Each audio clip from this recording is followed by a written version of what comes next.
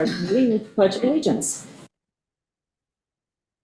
I pledge allegiance to the flag of the United States of America and to the republic for which it stands, one nation, under God, indivisible, with liberty and justice for all.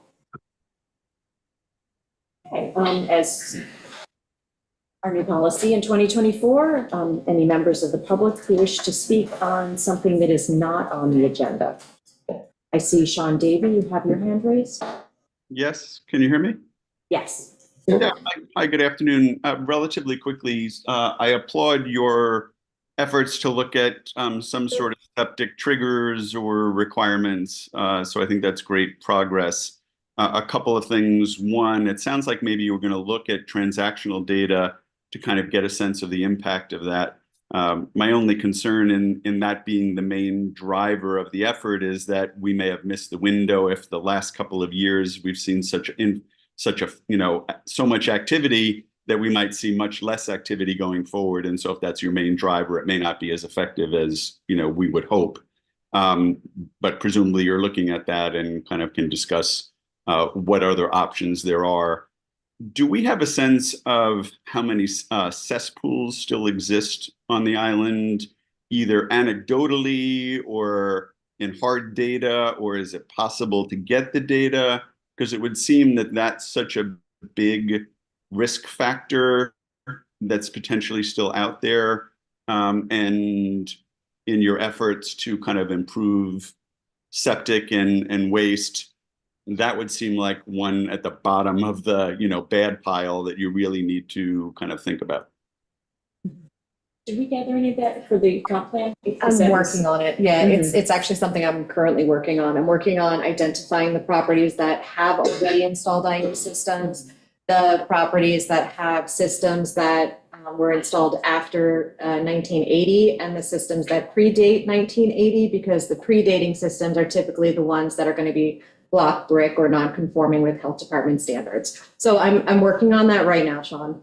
Great. Yeah, I would just, it'd be interesting to see that data and then hopefully make some conscious decisions about what we could do to address and get them upgraded so that at least the worst of the worst is somehow, moving the ball. So thank you. The fact that it's a cesspool or made out of masonry, doesn't that automatically make it a failed system? By county definition, yes. Yeah. Because it's an unsafe structure, not because it's putting out waste that's worse than other waste. Because no matter whether you have a traditional precast septic tank and cesspool or just a block cesspool or brick cesspool, the concentration of the wastewater going to the ground is the same no matter what system you have, unless it's being treated in some fashion like an IA system, which will reduce the nitrates. Otherwise, whether it's a conventional precast system or a hand-on block system, it's the same amount of waste going into the ground. It's just the non-precast are more structurally unsafe than the precast systems, which is why the county prioritizes those as failures. And they're also older and they've kind of reached the end of their lifespan. So you're having more and more catastrophic failures, which is like a collapse of the old hand-done brick or cement block pools. And that would give you access to state funds. County, And state, county. yeah, county and state and town, presumably, Well, if it's in the. just about qualifies. everybody is eligible for that anyways, but you get expedited. Yeah, you get Review. expedited review if you have a failed system. Yeah. Mhm. And you can get the money demonstrate, faster. yeah, if you can prove that it's a failed system. So would that mean that if we have the data, there's a means of enforcement and pushing them to change without doing anything else, kind of to our own local regulation? Yeah, we can always create legislation that's more restrictive than what the county has. Right. And sorry, lastly, and Meg, isn't it also the case though with the cesspools that you have more contamination of the soil because you're not capturing it in the same way? No, whether you have a precast system or just a cesspool, it's going to be the same amount of contamination because the likelihood that someone's pumped out their traditional septic tank every 3 years is equal to none. So that means that the solids have most likely overflowed from the septic tank into the leaching pool, and then it essentially becomes a cesspool. So either way, it's the same amount of contamination. Got you. Well, I'll end with, you stepped exactly into what I've kind of proposed, which is we should consider mandated, whether it's 3 to 5 year, proving that you've pumped it, because if you're saying most people don't, we know that even if they have the systems, they're not doing the right thing and they're contaminating the groundwater. So more comprehensive is better if we're looking at it, certainly incrementally, adding any protections, if not all at once. But I just encourage, you've acknowledged that the problems exist is multifaceted. But even if they pump it, it's still the same amount of contamination going into the ground, whether it's been pumped or not. It's just a matter of whether or not the leaching pool silts over faster because there are more solids in it. So it's really just about longevity of the system. Pumping it doesn't reduce your contamination levels. I know that nitrogen largely contaminates quickly, but I would imagine there is a curve that it is not absolute, so that there would be some help in getting it drained faster. But you may know better than I do. Thank you. And congratulations on your nuptials. Thank you. I'm still twisting the ring around my finger constantly. Honeymoon phase. Is there anyone else from the public who wishes to speak? Also, we have a special meeting after the work session, so there are, 5 resolutions? John Ciani, I see you're on. I didn't know if you wish, you're just observing. You're muted.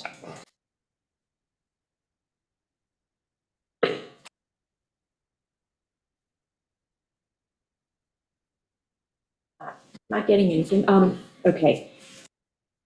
Albert is here via Zoom, but he has a valid reason for.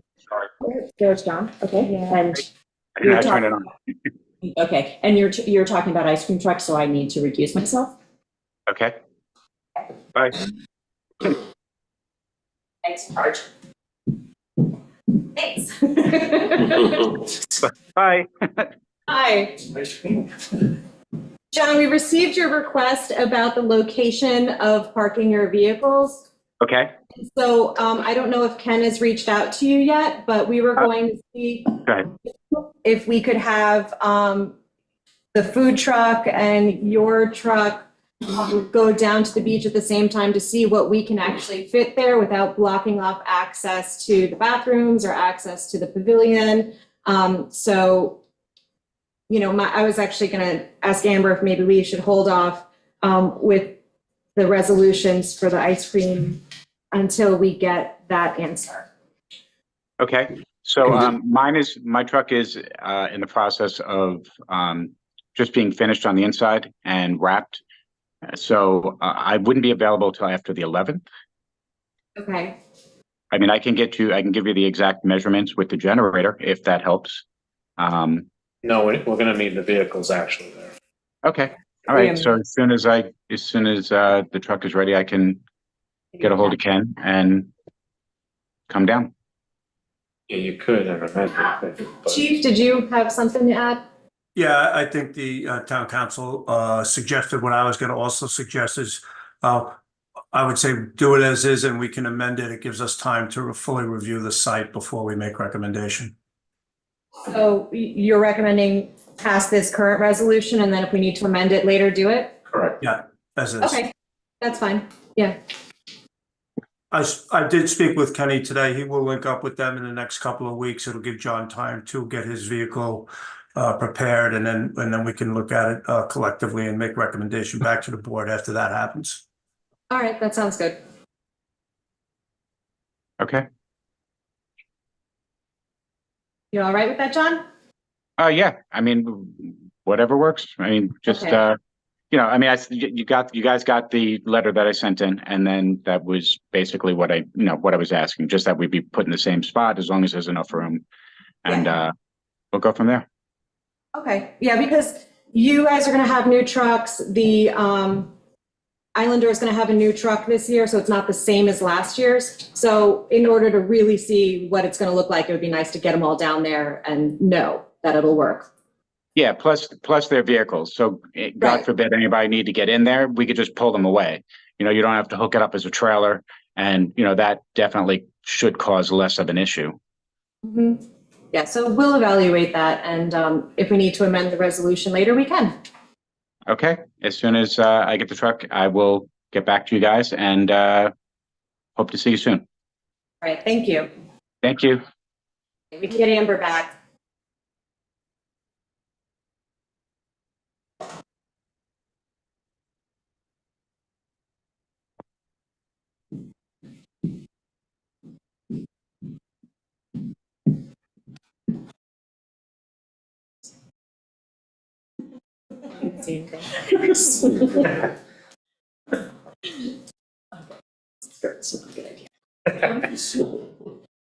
All right, what I was starting to say before was that Albert has an excused reason to be here via Zoom, so we have a full complement of the board today. So just, we probably won't later in the meeting have Albert read the resolutions, just we'll do them at the table. Logistically, when I have to step out, Albert can vote because Yes, they'll Albert still can vote, have an yes. in-person And when forum. I- It's just that just so people will understand. Yes, and when I it's step legit. out on the ice cream truck once, then Yes. we still have a forum. So just wanted to lay that out I there. guess we reread all the ice cream.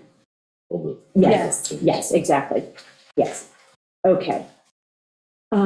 So proposed traffic changes in the Heights Historic District. We have Stella Lagudas here for Shelter Island Heights Property Owners Corporation to tell us what the request is. So again, it's Stella Lagudas from Shelter Island Heights Property Owners Corp. Thanks for being here. And Christina's going to bring up, I'm not going to kill you with my slides, I just brought 5. So, but I think in these cases, it's better for a visual. So just a little bit of background. The Heights owns and maintains about 7 miles of roads. And with that, we also rely on the police for all of our code enforcement as it relates to traffic. And we typically come to you for a request to change traffic based on 2 things. It's either because we feel that there is a safety issue, or because we've worked with some of our members who have requested certain things. And in this case, it's both. Today, what we're actually going, and we know the process. I mean, the process is I've already sat down with Chief Reed to kind of just socialize the idea. I don't want to speak for him, he'll speak for himself, but I think he's generally in support. And we're here, and if you guys think that this is an okay idea, then we go to the public hearing and the Secretary of State and all that good stuff. So today, the 2 traffic changes that we're looking to recommend will help us improve safety. One is a crosswalk that goes across Clinton Avenue. And Christine, if you could just advance, please. And the other one is looking to include some no parking on Cheekwood Avenue near the Yacht Club. So this is the first request.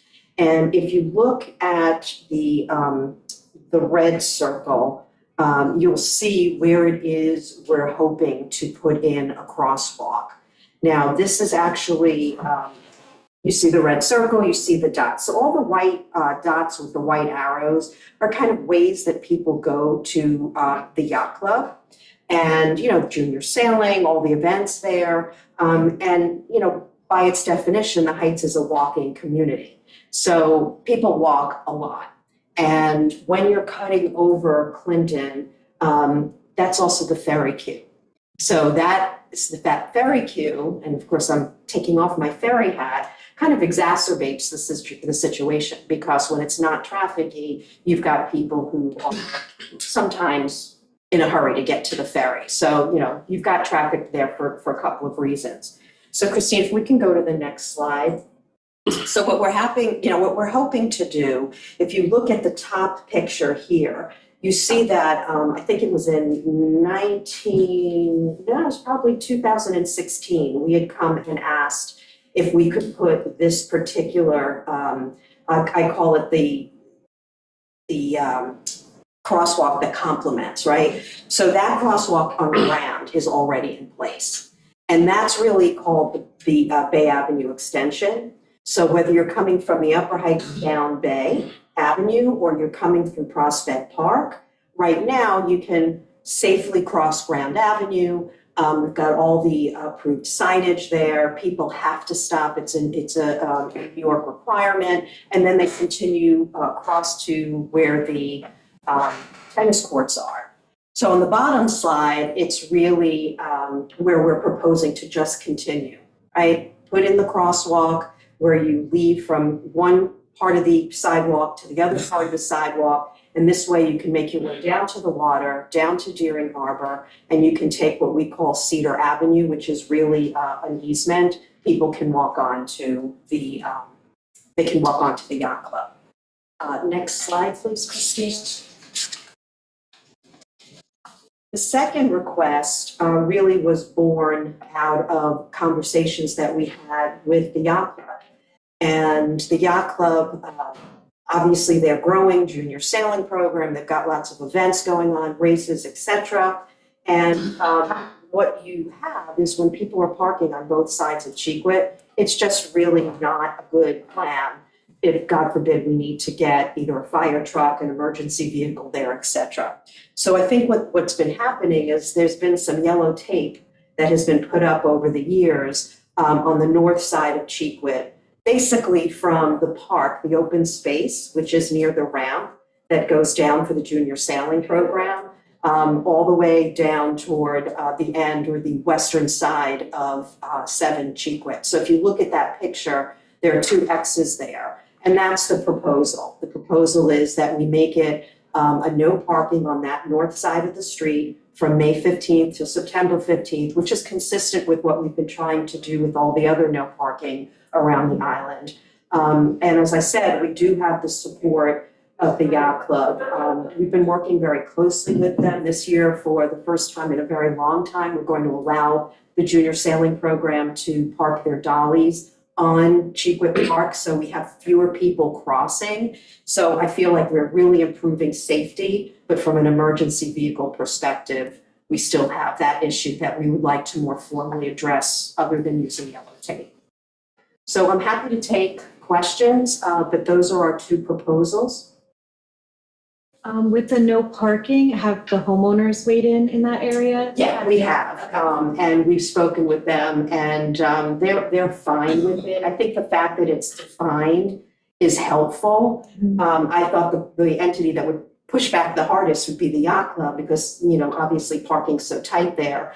But that's where this request was really born from, so. Yeah, I wasn't sure if maybe some of the homeowners ended up having to park on the street when they had guests and if that would be a problem for them or not. No, I mean, I think they're fine. There will be another pinch point because there's going to be a lot of construction down there. And because some of the processes have taken so long to actually get permits in place, they may spill over into the peak season. Okay. So we just have to keep an eye on that. Okay. But as it is, I mean, when those permits are approved, it's typically keep your vehicles and your equipment on your own property. Right. So. Okay. That was my only question.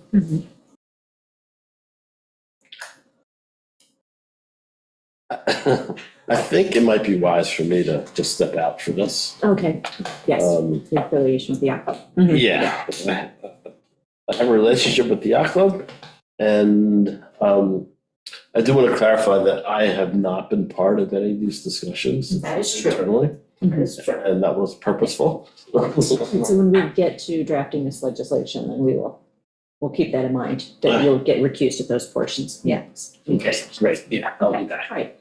Albert, do you have anything? You're muted.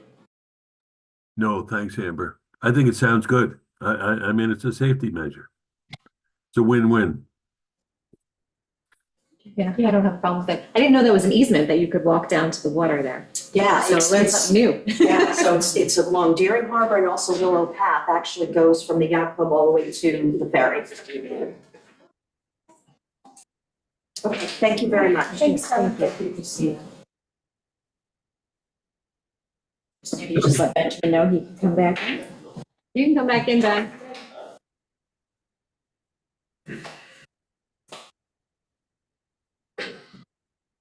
Next item on the agenda was adding sidewalks to our code section 106 way.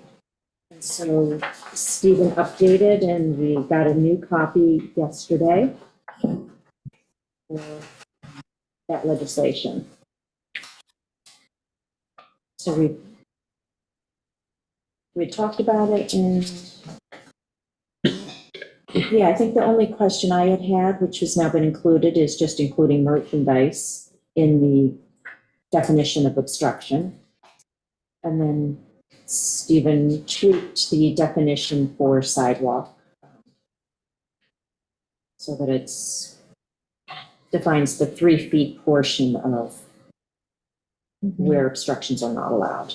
Yeah, so basically what I did was, instead of just defining sidewalk, people would get confused because sidewalk generally is a key portion.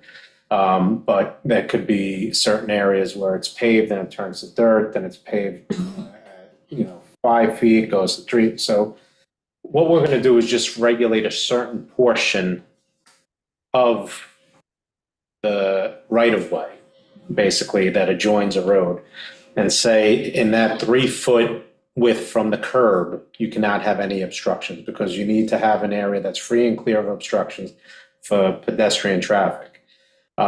So what I did was, instead of just sidewalk definition, I changed it to regulated sidewalk area, and it's defined as a pedestrian path, whether paved, gravel, grass, or dirt, 3 feet in width from the curb of a road which is owned by the state, county, town, or privately.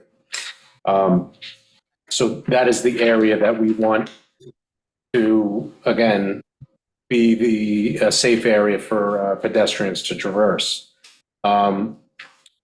We are putting the onus on the property owner or the person in control of the property. So if there's tenants that rent businesses, they're responsible. So it's going to be enforced similarly to obstructions. That's why we stuck it in the obstructions chapter.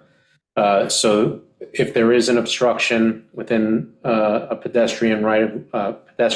regulated sidewalk area, then a notice will be given to the person who owns the property or is in control of it that you have to remove it. If you don't remove it, then the town will come in and remove it. And they would also be subject, to a fine, the same fine schedule that's in the obstructions. If there is a emergency situation where there's an obstruction, then the highway department and the police departments authorized to remove that immediately. Quick question. I'm all for clear parameters and things, but has this been a problem? I mean, what businesses will have to change their ways because of this? I mean, Stars Cafe, they're at more than 3 feet off the curb. Their table is. It's like those sandwich board signs, putting them in the right of way. There's tables and chairs in certain other areas of the township. There's merchandise that has been displayed within that proposed regulated area. So it has been an issue where pedestrians would have to duck out into the street to avoid that obstruction. So, and particularly when it gets busier and there's people walking 2 different directions and there's stuff in the right of way. So we wanted to make sure there's at least a 3 foot area, a consistent 3 foot area throughout that's free for pedestrian traffic.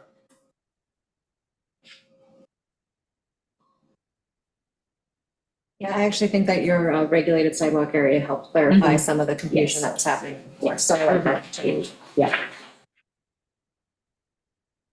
I think it makes Albert, sense. do you have anything? No, I don't have any issue with it at all. Thanks, Amber. Can we put this on we'll set the public hearing at next week's meeting for June 3rd public hearing? It's fine with me.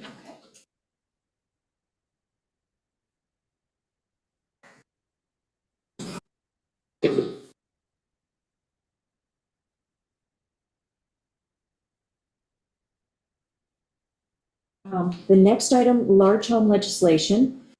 That was something that while you were away, Albert, we had a public hearing on. And so I wanted to give you a week of being back to watch the tape on that to see if there was anything from the public hearing that, actually, I don't recall anyone really speaking about it at the public hearing. But I just want to make sure you were okay with it because this is slated to be adopted at next week's town board meeting. So So at this point, we're kind of under the gun, Amber. The clock, I think, is kind of run out, and what we have is okay. yeah, this will, what we want to do is we can adopt this at the next meeting and then but we won't drop the moratorium until it's due to be dropped, which is that book's June something, mid-June.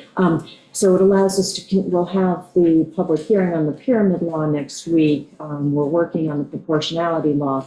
But at least this piece moves it to ZBA, so it allows them some time to get their ducks in a row, to start, how they're going to accept these applications and just build it into what they're doing. Lets us finish. So we're under the gun. We don't have to adopt this next week, but we might as well, just so that way we are good for when it comes down to at least have one thing in place. Hopefully we will have more. Yeah, and there was a minor tweak. Well, it was not substantive. It was just a clarification. Pam Demarest raised it, and it was a good point. It's just to clarify that, we're not changing the definition of square foot living area. It includes conditioned accessory structures. So I just wanted to, clarify that within each of the applicable zoning districts. And so that was the only minor tweak that was done. To adopt that next week, Amber. Let me just double checking the notes to make sure it's documented. Okay, so the next item was a change to site plan review, the law that we have in place. And the only change on this, which is the legislation that was distributed yesterday, was to add, it was only being required of businesses, but it should also include not-for-profits and any other Educational facilities, anything that's non-residential should be included in this. So this is the change for this. So that's what, Stephen, you built into. Yeah, so it's quite odd that it was limited to just businesses. Every other municipality, it's any use whatsoever, but for like single-family dwellings and accessory structures to single-family dwellings. And maybe, some municipalities exempt like ag buildings and things like that. So it makes perfect sense to make this change to capture those non-residential uses. So I tweaked the code to make it apply to any land use that's permitted in the zoning code, except for a single-family or two-family home use on a single and separate lot, and customary accessory uses there too. And I mimicked the language to include the two-family house because that was already in our code. So that's, I wanted to keep it consistent. And now site plans triggered once any use other than, again, a single-family residential use. So anytime that's commenced, anytime a use that's non-residential is significantly changed, altered, or expanded, that would trigger site plan review. And when someone applies for a building permit for any use that's not a single family. So we're capturing all the potentialities for such a use. And I think this is a good starting point, but I think the site plan section of the code needs to be overhauled at some point. Yeah. But I think we immediately have On the to, to-do list. we have to immediately address this Yeah. issue of the loophole. I agree. Well, it was a request from the zoning. Yeah, oh, yeah. We want to give them what they want. Yes. So if everyone is good with this, it's a minor enough change. I don't think we need more than one work session. to No. Review it. I'd like to set the public hearing on this for next week's. Yes, that's ready to go.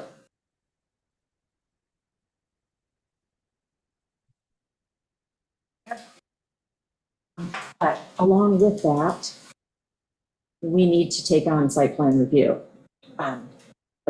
You're making that We need, what? We need an application, we need to, like, the whole code section needs to be updated. Planning board had put something together, but it was based upon original legislation, and then we did make some changes, so we were following. So, and we had pulled it back, when we made those changes, we pulled it back to the town board from planning board. So what they had done needs tweaking based upon what the current code says, but it needs to go. But the current code Yeah. needs some tweaking because some of what the planning board did was good recommendation. So we need to marry it somehow. Yeah. And it also begs the question, do you want to keep it or send it to the planning board where, Yeah. again, Yeah, I have like, we need to review the current the legislation, we need to update it, who's gonna do it, we need to sign an application and fees. We don't have fees set. So breaking it down, I think the four of us need to just review the legislation, just understand it so that maybe I can put it on for a future work session to say, okay, who's going to run point on this, who do we need to bring in, So you want to discuss this again next week? Yes, so my request is everybody read that code section. Okay. Yeah, so it would be the full code section of 109. And we have a lot of public hearings on, we have a lot of public hearings next week, but as we get through those, we will start to knock off some things that we've been working on. The fertilizer legislation, transferring jurisdiction of the wetlands to the planning board is on public hearing, the town dock parking. We've got some things, like we're starting to loosen up the schedule a little bit. So we can take on some things before we get a comprehensive plan. So, okay, so that's next week's.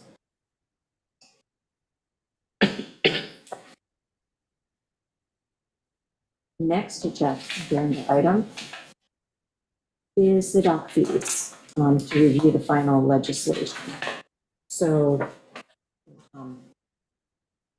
the resolution that's drafted for next week is, the application fee for docks, bulkheads, groins, and water control structures excluding moorings would be $1,250.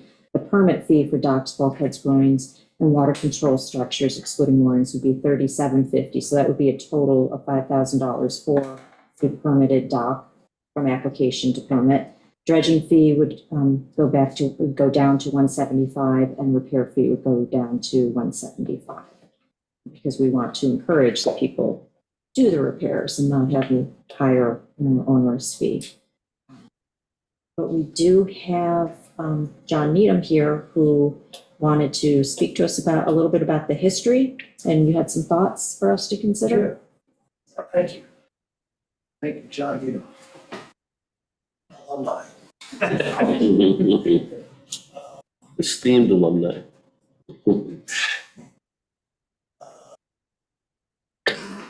Those are pretty hefty increases. I don't think there's any doubt about that over what we currently have.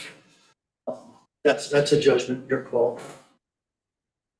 Just wanted to, I hope people are keeping in mind that waterfront property owners are going to be paying additional real estate taxes for these structures as they go in. That's my understanding of how that works. As to the value of the property, real estate taxes are going to go up. So they'll be paying that for the life of the dock.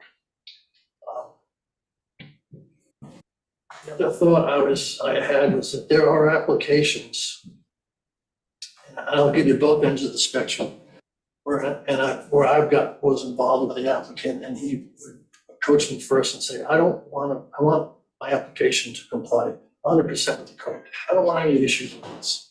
Just tell me what do I have to do to comply 100%? So it slides right through. And that happens. And it's not that much work if that's all done ahead of time.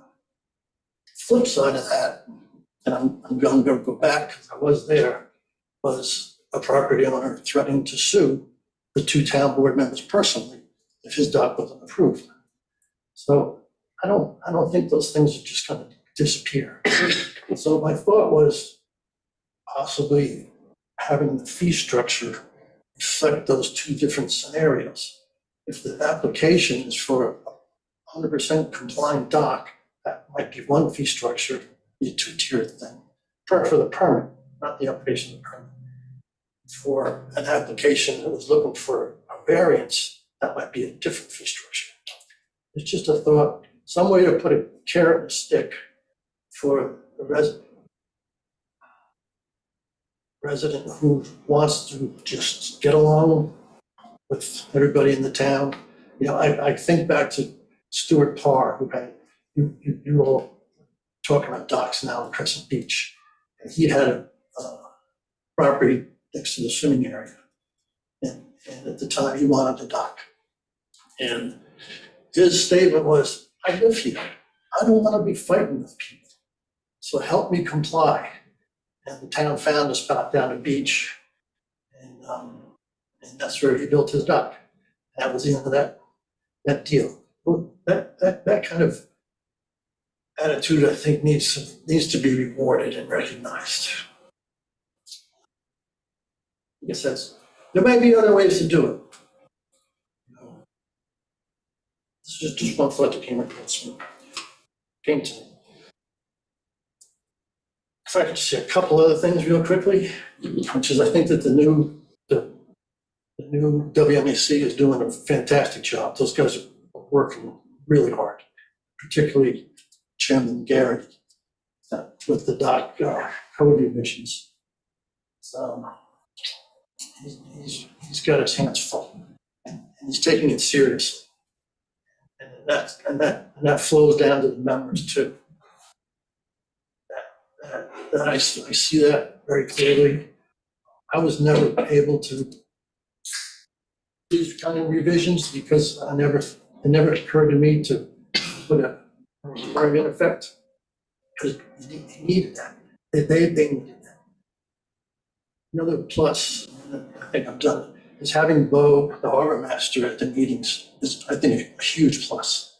To have that on hand, that interaction between the guys on the water, the guys behind the desk is very extremely effective. So I want to just add those 2 points. Thank you. I was doing some quick calculations just to see, like, if a dock costs $100,000, and I don't know if that's a valid dock cost. Yeah, Anybody? close enough. Okay. It's a roundabout. Your total tax bill would increase by $650 a year. So I just want to toss that out there just as a reference point. Just because it has come up a couple of times and I've been meaning to do that calculation. Also, if you submit a compliant application, it will sail through. Mm-hmm. And if you don't, you have the added expense and cost and time of doing a variance application. No, I mean, all dock applications go through the same process. Right? So, I mean, there's always a public hearing, and it's just the ones that are Asking for more than. non-contentious, no one shows up, and if it's a contentious one, you get people. So from that point of view, it's just less time spent by our people because there's nothing to object to, and no going back and forth with the public kind of thing. But the process is the same. Okay. So that's not a deterrent. Okay. Yeah, but we could look at like the permit fee, like if we're breaking this down between an application fee and a permit fee, we could maybe do a lesser permit fee if no variance was ultimately requested. Or the Like- flip side, which is have a higher permit fee for things that do require variance. Mm-hmm. 61 half doesn't, you know. Yeah. Another question that I had that kind of came up was, what if someone's doing a minor alteration to their dock? Maybe it's not significant, but maybe they're removing dolphins or reorienting their float in some fashion. They need to add a piling or something. And it's a minor alteration to an existing dock. Should it have the same fee structure as a brand new dock, which is going to be more impactful? Or if they're gonna do a repair that's a little over $10,000 and then it has to get a permit, then, you know, what's the fee for that? If it's just a pre-existing structure, maybe it's not even non-conforming, it's just pre-existing and they're trying to do some kind of repair. Like, I mean, if there's a storm or we have an ice flow and you know, the whole thing pops, you're gonna have to repair it. It's gonna be more than 10,000, but it's not a non-conforming dock, it's just something like that, you know. How would you handle that when it would kick it to an actual permit or like a full review because of the extent of the repair? Should that be the same fee structure as, you know, a brand new dock? Here we go. Yeah. That was the question, you know, like, Yeah. Well, do you want to go back and ask the WMAC? Because if I remember correctly, in the original conversation, they recommended not changing that $10,000 limit. Right, they did. I was Repairs. surprised for repairs. Yeah. What Peg is talking about, it's not unusual. A new owner might have inherited a fixed dock. They must add a float to it. Is that a new dock? It's not a repair in its own category. It's a modification. or even for repairs that are over $10,000, because, you know, you could have damage to a dock or something, or, you know, it may just be a really old dock you inherit, and in order to do the repairs, it's gonna be a little bit more expensive. Yeah, they're two different issues, but both. Yeah. It would be good to have a conversation on both. And we have time because we're extending the moratorium for new dock applications. So we could maybe go with just the dredging fees and the repair fee and fix that currently and leave the dock one alone for the moment and get feedback from WMEC.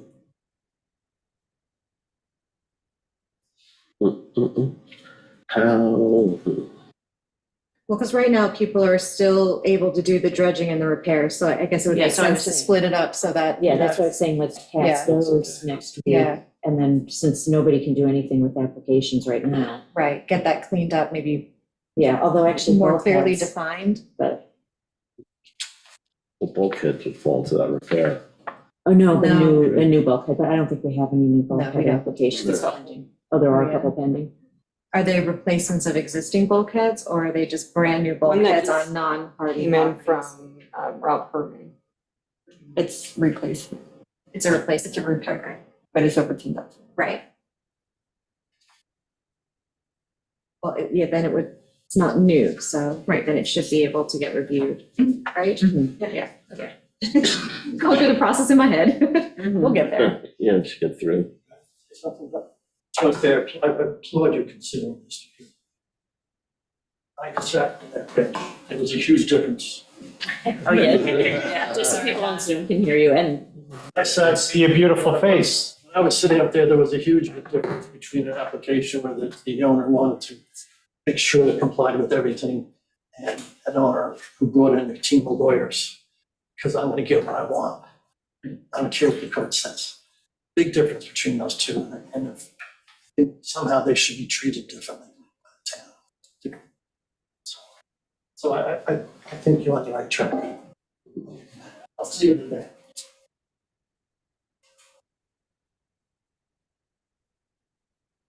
When does WMAC have their next meeting? I know they had a special not too long ago. Yeah, let's just say May 13th. Yeah. So maybe we could send them a request to think about it, and they could Yeah, possibly just to discuss. review it. Yeah. Yeah.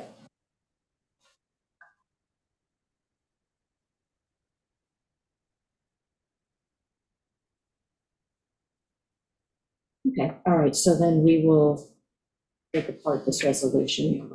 Does Albert have anything to say on that? No, I think John brought up some excellent points that are worthy of continued consideration.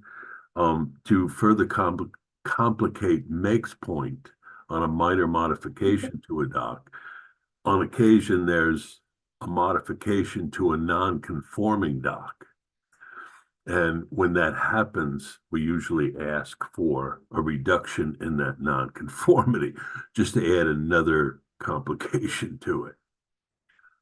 But we can further discussion. I think that's the answer. All right.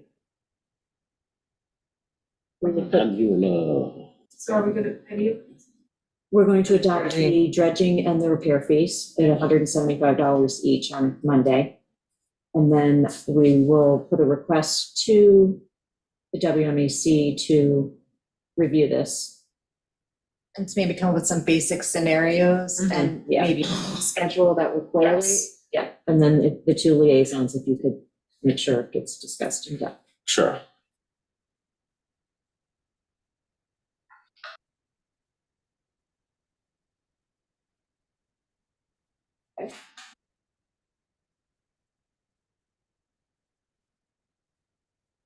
Around the table for board member reports. I was here last week. Okay. Yep.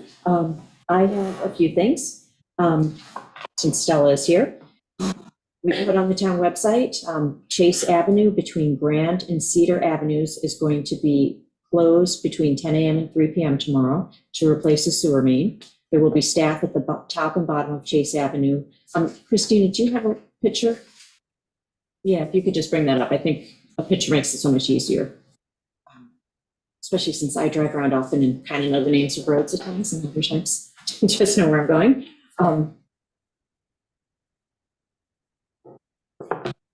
Yeah, but Heights will have staff redirecting the traffic. So when you come across the bridge from Bridge Street, what is that, Second Bridge? First Bridge. Kentuck Bridge. So you can still get on to the ferry line. It's just you won't be able to go down Chase. And if you're going up to the Heights, you'll just have to redirect on Sylvan Place or go up towards the ferry. So that's tomorrow. What else did I have? Along the line of public service announcements, Community Housing Board is having an open house on Sunday at the Heights Fire District, Heights Firehouse from 1 until 3 p.m. to go over potential designs for 10 units to be built on 3 town properties. So it'll be out, it's out on social media, it'll be on the town website, so everybody attend that. And then also on Sunday, which I was surprised, Lisa, that it's on a Sunday, WAC at the library. it was changed to Sunday due to a clerical error on somebody's part, and I will not divulge who that was. Okay, yeah, we will. So WAC at the library from 5 until 7 on Sunday, and the topic is the water testing in the triangle. Oh, yes, thank you. Nitrate testing. Yes, the nitrate test. Okay, yes. So those are 2 events going on Sunday. So Sunday's going to be a busy day. Since I'm already going, I did attend most of the Waterways Management Advisory Council meeting on April 24th. The business was to continue talking about the Chapter 53 revisions that are being done. So I'm not going to get into the details because the committee is still working on it. They are hoping to wrap it up at the next meeting, which is May 13th. May 13th. So they'll finalize all of the changes there and then have one more meeting after that sometime in May to review. So I've got it on the timeline. We should be able to make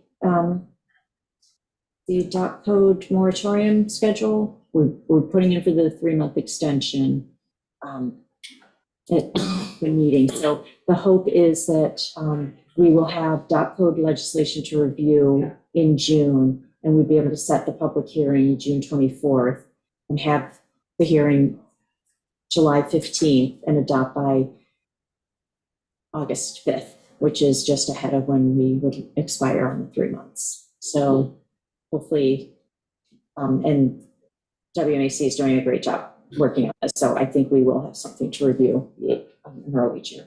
And only down to 1 or 2 issues, revision, and Bill is doing an amazing job. You are right, John. He's doing some mind-numbing work, amending this code, and my hat is off to him. Yes. Yeah, I was going to say, we went to, I left that in the other room. Yeah, we went to East End Supervisors on Wednesday. Meg and I went because Joyce Novak from Tonic Estuary Program was there, and just giving everyone an update as to what they were doing. Everybody was there. Like, Theo was there, Palumbo was there, Ed Romaine was there. So it was, Nick Walota was there. Someone from the governor's office, John Bouvier's taken over as liaison. So I have notes that are in the other room. So I'll type something up and send it around on overhead items. Sorry about that. When was that? Last Wednesday. That's all I have. So. Okay. So we had some further discussion about the wetlands legislation last Thursday. So we're working on that. Reed is going to look into some definitions from the New York State Building Code that might help us clarify some things in the wetlands code as far as repairs versus reconstruction versus, there's demolition. So I'm trying to put some stronger parameters on that, so that the triggers for certain types of applications are very clear and easily either calculated or determined, because right now there's some complication and vagary to some of it. Then we went to, Are you still in wetlands? yeah, we can still do that. Yeah, I had kind of tentatively, maybe we'd have some legislation to review by the middle of May. Yeah, hopefully we'll make it. Okay. It'll just be a matter of collecting the information. Like, people were assigned certain tasks to go do, and then we'll collect it all, put it back together and bring it in. So hopefully. Okay. I'm just trying I'd like to stay on task. sooner rather than later for a lot of this. And then Sunday I went to a Hay Beach Property Owners Association meeting, just talked about water, and then Monday, that was yesterday, right? We had the DARE graduation over at the school for the 5th and 6th graders who graduated from DARE. It's a very good program. As we know, opioids are a huge problem in this nation. And so anything to keep kids from getting involved with drugs in any fashion is a good thing. So that was a really nice event to see. And then yesterday night, we had our CPAC meeting, our comp plan meeting, and the advisory committee voted to move the draft of the comprehensive plan to the town board. So there are some minor edits that I'm going to send back to the consultants to be incorporated, and then that draft will be coming to the town board. When it comes to the town board, it will also go out to the public for their review. And then the town board is going to work through the document chapter by chapter, followed by a series of public hearings. So that is in the works. So it should be coming out soon. I'm not sure how long it'll take the consultants. They've been pretty quick with turning around some edits. So that's where we stand with that. Yeah, the plan there is hopefully whenever we get it back from the consultants, we'll let everybody know and blast it out to whoever. And then I was thinking that we would give ourselves a month to read through it and then start attacking chapter by chapter at successive work sessions. So it could be early to mid-June when we start doing that. I'm hoping we can move some other stuff off of our plate so that we're not overwhelmed. Okay. And then the last thing I have is the 10K application. So Chief Reed has spoken with all of the key players and everyone is on board and everyone agrees that the application is complete and that they're supportive of it. So like all the emergency services are ready for the day. There's going to be a meeting at the end of May to coordinate everybody in preparation of it, but otherwise he says that we can probably move ahead and approve the resolution if we're comfortable. And that's what I have. Albert? No, I don't have anything. Thanks, Amber. All right, so we can end the work session and go into a special meeting. The first three items in the special meeting have to do with the ice cream truck, so I'm going to step out of the room. Sign. There we go.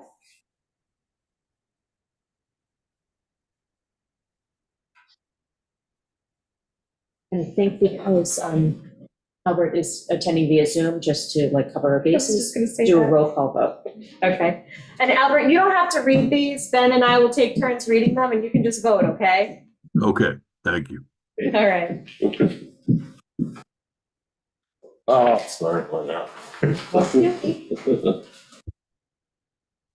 Whereas Mehmet Kayer has filed an application to conduct business on town property for 2024 summer season. And whereas the nature of the business is an ice cream truck as outlined in the application, and whereas the applicant submitted $250 application fee, and whereas the town board has reviewed the application and determined that the granting of the license is in the best interest of the town of Shelter Island, now therefore be it resolved that Mehmet Kayer is hereby granted the license to operate the business as outlined in the application, subject to the following conditions. A, the business operation shall not exceed the period between May 1 and September 20, 2024. B, hours of operation on town property cannot exceed 9 a.m. to 7 p.m. C, the licensee is responsible for daily disposal of the trash created in connection with the operation of the business. D, the disposal of this trash shall be different than receptacles provided by the town at the beaches. E, the licensee shall obtain appropriate certificate of liability insurance to satisfaction of Town of Shelter Island insurance broker. And F, the licensee shall obtain beach parking permit to park at the town beaches. G, there shall be no parking spot guaranteed in connection with this application. H, licensee shall not cone off parking spot at any time. I, the licensee, shall park on the west side of the Wades Beach parking lot.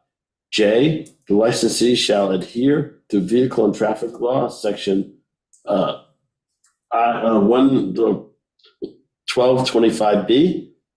K, the licensee is not allowed to conduct business at Crescent Beach.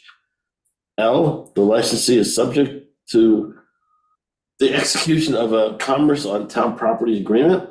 Be it resolved that the town of Shelter Island reserves the right to revoke this permit at its discretion. So moved. Second, and we'll do a roll call vote. Ben? Benjamin? Yes. Yes. Albert? Aye. Meg? Aye. All right, on to the next one.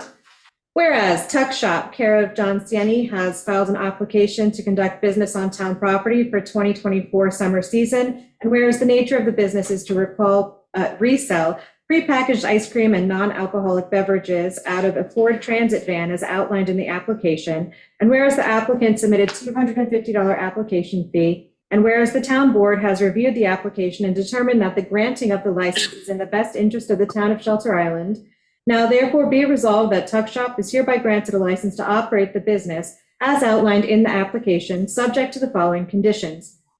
A, the business operation shall not exceed the period between May 24th and October 12th, 2024. B, the hours of operation on town property cannot exceed 9 a.m. to 7 p.m. C, the licensee is responsible for daily disposal of trash created in connection with the operation of the business. D, the disposal of this trash shall be different than the receptacles provided by the town at the beaches. E, the licensee is limited to sell only products outlined in the application. F, the licensee shall submit business certificate, DBA certificate, or New York State LLC certificate. G, the licensee shall submit tax ID certificate. F, no alcohol, A, B, C, D, E, F, G, H, if the letter's off. No alcoholic beverages, clothing, accessories, or similar retail items sold shall be sold in connection with the permit to this property, permit on town property, sorry. I, the licensee shall obtain appropriate certificate of liability insurance to the satisfaction of the town of Shelter Island insurance broker. J, the licensee shall obtain beach parking permit to park at town beaches. K, there shall be no parking spot guaranteed in connection with this application. L, the licensee shall park only on the northwest side of Wade's Beach parking lot adjacent to the grasses sand area of the bocce ball courts. M, at Crescent Beach, the licensee shall park only within the designated area at the west end of the beach. N, the licensee shall adhere to vehicle and traffic law section 1225B. O, oh yeah. The numbering is messed up. Whatever. Yeah. The licensee shall remain in one area only 60 minutes of a given time. And then finally, the licensee is subject to the execution of a commerce on town property agreement. Be it resolved that the town of Shelter Island reserves the right to revoke this permit at its discretion. So moved. Given our last discussion, can we say revoke and amend, Stephen? Or does it matter? No. Yeah, no. Doesn't Always matter. amend, yeah. Okay. Continue, Meg. So moved. Can I get a second? Second. All right, I'll take a roll call vote.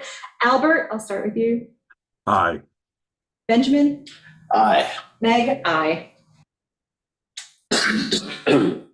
Whereas K-Pop's care of Karen Garcia Springer has filed an application to conduct business on town property for the 2024 summer season, and whereas the nature of the business is to resell prepackaged organic non-alcoholic drinks, kombucha, bottled water, and prepackaged organic ice pops out of a Volkswagen van as outlined in the application, and whereas the applicant submitted $250 application fee, and whereas the town board has reviewed the application and determined that the granting of the license is in the best interest of the town of Shelter Island, now, therefore, be it resolved that Karen Garcia Springer is hereby granted a license to operate the business as outlined in the application, subject to the following conditions. And I'm going to save you here. The conditions outlined in this application are the same conditions as outlined in the previous application. So now you can skip the last sentence. Great. So whatever you said a minute ago. Be it resolved that the town of Shelter Island reserves the right to revoke this permit at its discretion. So moved. Second. So I'll do a roll call. Albert? Aye. Benjamin? Aye. Meg? Aye. All right. Whereas the Beach House LLC, care of Adrian Anglovy, has filed an application to conduct business on town property for the 2024 summer season, and whereas the nature of the business is a launch service at the Crescent Beach as outlined in the application, and whereas the applicant submitted $250 application fee, and whereas the town board has reviewed the application and determined that the granting of the license is in the best interest of the town of Shelter Island. Now therefore be it resolved that the Beach House LLC is hereby granted a license to operate the business as outlined in the application, subject to the following conditions. A, there shall be no tent or chairs located on the Crescent Beach in connection with this launch. B, the location of the licensee's business is subject to review and adjustment by the Shelter Island Police Department and the Shelter Island Highway Department. C, the business operation shall not exceed the period between May 19th and September 10th, 2024. D, there shall be no parking spot guaranteed in connection with this application. E, the licensee shall not cone off any parking spot at any time. F, the licensee is responsible for daily disposal of the trash created in connection with the operation of the business. G, the disposal of this trash shall be different from the receptacles provided by the town at the beach. H, the licensee shall obtain appropriate certificate of liability insurance to the satisfaction of the town of Shelter Island insurance broker. I, the licensee possesses all other necessary federal, state, and county licenses. J, the licensee is subject to the execution of a commerce on town property agreement. Be it resolved that the town of Shelter Island reserves the right to revoke this permit at its discretion, and be it resolved that due to the nature of the business, the town of Shelter Island will not limit the hours of the operation. So moved. Second. All in favor? Shh. I'm glad to be back on You this can be one. back on this one. Yes, yeah, so. Councilman Larkin. Aye. Councilman Diet. Aye. Councilman Dixon. Aye. Rock Williams, aye. All right, now I'm out. Yep. Recusing myself for this one. This is what happens when we're a small town. Okay, so be it resolved by the town board of the town of Shelter Island that the low nitrogen sanitary system rebates previously authorized on the listed dates to the following individual in the amounts are adjusted per town board resolution number 316 on August 8th, 2023 as follows. So authorized on 11/31/2023, Nicole and Robert Waldbaumer. Original rebate was $12,000. It has been updated to $16,000 to include a well relocation. So moved. Second. Roll call vote. Councilman Diet. Aye. Councilman Dixon. Aye. Rock Williams, aye.